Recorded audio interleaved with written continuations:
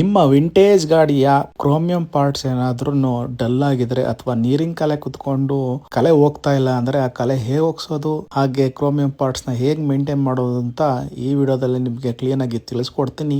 ಬನ್ನಿ video start ಮಾಡುವ.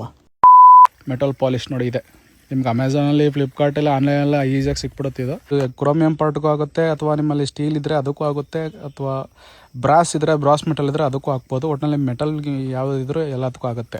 ಇದ್ರ ಜೊತೆಗೆ ಒಂದು ಬಟ್ಟೆ ಇರಬೇಕು, ಇದ್ರೆ ಸಾಕು. ಹೇಗೆ ಅಪ್ಲೈ ಮಾಡೋದು, ಹೇಗೆ ಪಾಲಿಷ್ ಮಾಡೋದು ಅಂತ ತಿಳಿಸ್ಕೊಡ್ತೀನಿ. ಎಫರ್ಟ್ ತುಂಬಾ ಬೇಕಾಗುತ್ತೆ. ಇಲ್ಲಾಂದರೆ ನಿಮ್ಮ ಹತ್ರ ಬಫಿಂಗ್ ಮಿಷಿನ್ ಇದ್ದರೆ ಇನ್ನೂ ಈಸಿ ಆಗುತ್ತೆ ಗುರು.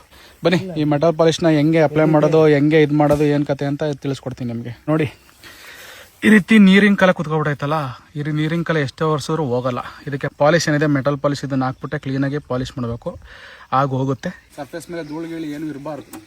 ಈ ರೀತಿ ಕ್ಲೀನಾಗಿ ಒರೆಸ್ಕೊಂಡು ಕ್ಲೀನಾಗಿ ಇದ್ರ ಮೇಲೆ ಹಾಕೋಬೇಕು.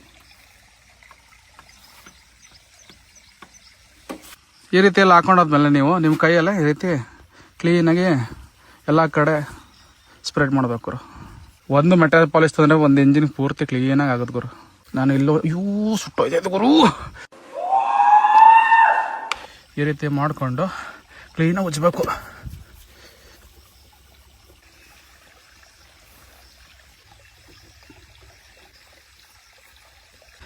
ನೋಡ್ರಪ್ಪ, ಶೈನಿಂಗ್ ಯಾವ ರೀತಿ ಬರ್ತಾ ಇದೆ. ಒಂಚೂರು ವಾಟರ್ ಮಾರ್ಕ್ಸ್ ಕಾಣ್ತಾ ಇಲ್ಲ.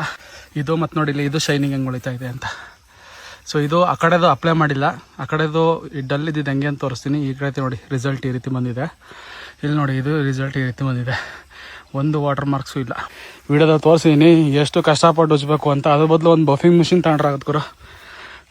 ಬಫಿಂಗ್ ಮಿಷಿನ್ ಅಂದರೆ ಕಟ್ ಮಾಡೋ ಮಿಷಿನ್ ಬರ್ತಾರೆ, ಅದರಲ್ಲೇ ಬಫಿಂಗ್ದು ಇದು ಹಾಕ್ಕೊಂಡು ಬಫಿಂಗ್ ಮಾಡ್ಕೋಬೋದು, ಈ ರೀತಿ ಪಾಲಿಶ್ ಹಾಕ್ಕೊಂಡು.